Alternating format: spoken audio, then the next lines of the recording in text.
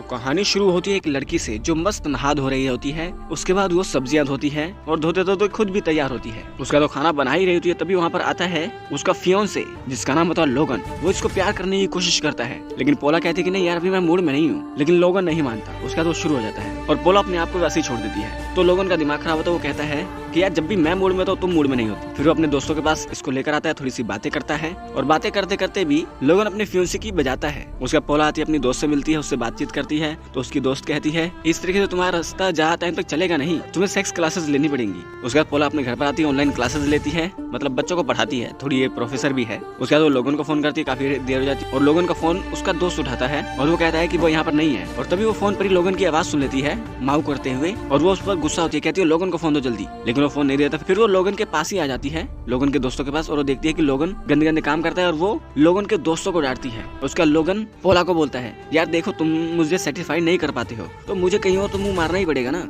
ऐसे बातें ये उसको बोलता है। उसका पोला ये सारी बातें अपनी दोस्त को बोलती है और उसकी दोस्त किसी और के साथ लगी होती है और वो कहती है कि देखो कुछ सेक्स बुक्स हैं, उन्हें पढ़ो। फिर वो बुक्स पढ़ती है और वहीं पर आता है एक प्लम्बर और प्लम्बर देखता है कि ये तो उल्टी सीधी किताबें पढ़ रही है जिसमें सेक्स एजुकेशन है। तो वो एक नंबर लिख के देता है पोला को, कहता है इस नंबर पे कॉल कर लो, तुम्हें अच्छे से सारी जानकारी मिल जाएगी। तो ये सारी बातें वो अपनी सहेली को बताती है। उसकी सहेली कहती है कि जल्दी से उस नंबर पर कॉल करो। फिर पोला उस नंबर पर मैसेज करती है और उधर से रिप्लाई आता है कि ठीक है मैं आ रहा हूँ। उसके बाद हमें गीमो दिखाया जाता है। गीमो पोला के घर पर आता है, अपनी शर्ट उतारता है और पोला अनकंफर्टेबल होती है। फिर गीमो शर्ट वापस डाल लेता है और ये दोनों थोड़ी थोड़ी बातें करते हैं कि तुम क्या करती हो। तो ये बताती है मैं प्रोफेसर की असिस्टेंट हूँ। और गीमो से तुम क्या करते हो। तो गीमो कहता है कि मैं लोगों को सर्विस देता हूँ जो इन प्रॉब्लम्स का सामना करते हैं, सेटिस्फाई नहीं कर पाते किसी को। और फिर ये दोनों धीरे धीरे शुरू होने लगते हैं, लेकिन पोला शर्माती है। फिर वो धीरे धीरे पोला को मना लेता है और ये दोनों बहुत अच्छे से डिंग डोंग करते हैं और पोला को काफी कुछ सीखने को मिलता है और बहुत सारी चीजें उसको सिखाता भी है। फिर वो अपनी सहेली के पास आती है और उसकी सहेली को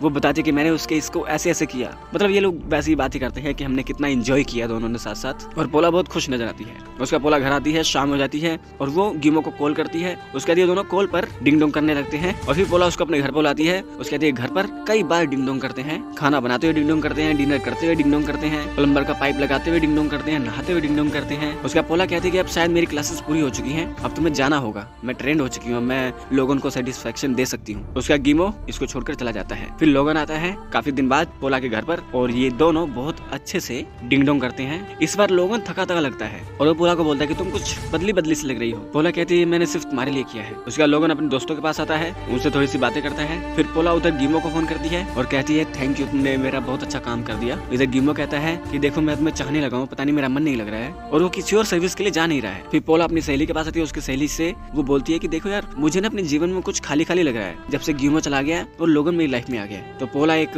बड़ा सा फ्लैट लेती है, वहाँ शिफ्ट हो जाती है। तो इधर गीमो एक दूसरी जगह गया है सर्विस देने के लिए, लेकिन इसको मजा नहीं आ रहा तो सर्विस को बीच में रोक के चला जाता है और वो आता है लोगन के पास और लोगन को बोलता है कि मैं एक प्लम्बर हूँ, मुझे प्लम्बर का काम दे दो, मैं किचन का काम भी संभाल लूंगा। यानी कि ये इसके पास नौकरी मांगने आता है पोला से मिलने के बहाने। और पोला भी लोगन कहती है कोई बात नहीं, रख लो इसको। उसके बाद चुपके से जाकर एक कोने में गीमो अपने प्यार का इजहार करता है, कहता है कि मैं तुमसे प्यार करता हूँ, मेरा तुम्हारे बिना मन नहीं लग रहा है। उसके बाद पोला भी इसकी बातों में आ जाती है और ये दोनों डिंग डोंग करने लगते हैं। और फिर मॉर्निंग होती है, पोला अपनी सहेली के पास आती है। उसकी सहेली के पास गीमो काम कर रहा होता है, उसने अपना नौकर बना के यहाँ पे रखा होता है। मतलब नौकर बनाना तो एक अलग बहाना है, असल में ये उसके साथ एंजॉय करती है। उसके बाद पोला अपने घर पर होती है और लोगन का फोन बज रहा होता है। पोला वो फोन उठाती है तो वहाँ से एक औरत की आवाज आती है। तो आकर लोगों से पूछते कि ये औरत कौन है जो तुम्हें कॉल करती है, पता नहीं कितनी बार तुम्हें कॉल करती है। लोगन कहता है यार कोई क्लाइंट होगी और वो उसको गोद में लेने लगता है गीमो के सामने ही। उसके बाद लोगन ने ज्यादा दारू पी ली होती है। पोला उस औरत के बारे में पूछती रहती है तो लोगन को गुस्सा आता है, वो पोला को थप्पड़ मारता है और खुद गिर जाता है। तो ये दोनों उठाकर लोगन को उसके बिस्तर पर सुलाते हैं और वहीं पर गीमो कहता है कि नहीं मैं तुमसे प्यार करता हूँ। और ये दोनों फिर से शुरू हो जाते हैं लोगन के बेड पर ही और ये दोनों बहुत अच्छे से एंजॉय करते हैं। सुबह होती है तो पोला के पीछे से लोगन उठता है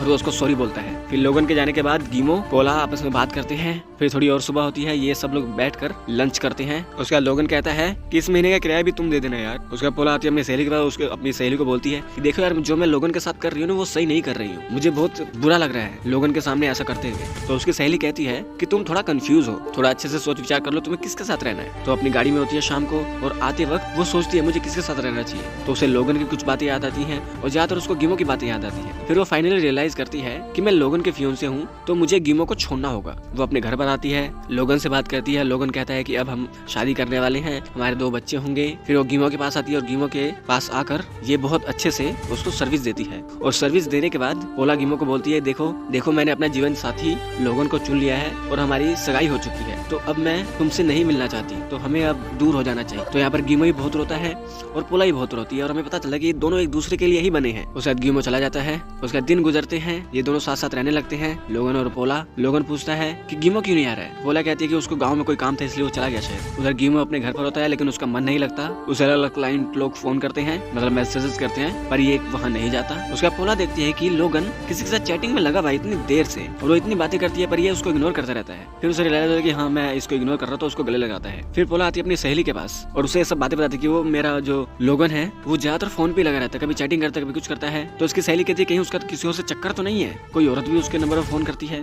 तुम थोड़ा चौकन्ने रहो। तो पोला अपने घर पर आती है और वो देखती है कि लोगन वॉश स्पेशल के नीचे कुछ छुपा रहा होता है। और फिर रात होती है, रात को फिर से फोन बजता है, तो पोला वो उसका फोन उठाती है और लोगन से फिंगरप्रिंट करवा के लगवा के फोन खोलती है और देखती है सारी मैसेजेस। और फिर वो जाकर वॉश स्पेशल के नीचे वो चेक करती है जो छुपा रहा था और वो देखती है कि तो 3 साल का बिल है मकान का, यानी कि पोला 3 साल तक इसको पैसे देती रही कि रेंट भर देना, इसने रेंट भरा ही नहीं है, सारे पैसे इधर उड़ा दिए हैं। और उसको पता चला है कि ये मैरिड है 3 साल पहले ही। और फिर ये सारी बातें लोगन को बोलती है कि तुम मैरिड हो 3 साल से ही, तुम मुझसे क्या शादी करोगे, तुम ये बात पहले क्यों नहीं बताई मुझे। और यहाँ पर लोगन पोला को मारने की कोशिश करता है लेकिन पोला एक रिंच उठा के उसके सर में दे देती है और लोगन मर जाता है। तो उसके नेक्स्ट शॉट में ये अपनी सहेली के पास आती है, इसके सहेली गिमो और कुछ और लोग मिलकर ये सारी सिचुएशन को संभालते हैं और इसको बताते हैं कि लोगन ऐसा ही है, उसने पता नहीं कितनों की जिंदगी बर्बाद करी। और पोला बहुत रोती है। तभी वहाँ पर गिमो आता है, वो उसको थोड़ा सा आश्वासन देता है, तो पोला को थोड़ा अच्छा भी लगता है। उसके बाद 1 साल गुजर जाता है और पोला एक बहुत अच्छी किताब लिखती है और वो सेलिब्रिटी बन जाती है अपनी दोस्त की मदद से और अपनी बुक खोलकर पढ़ती है।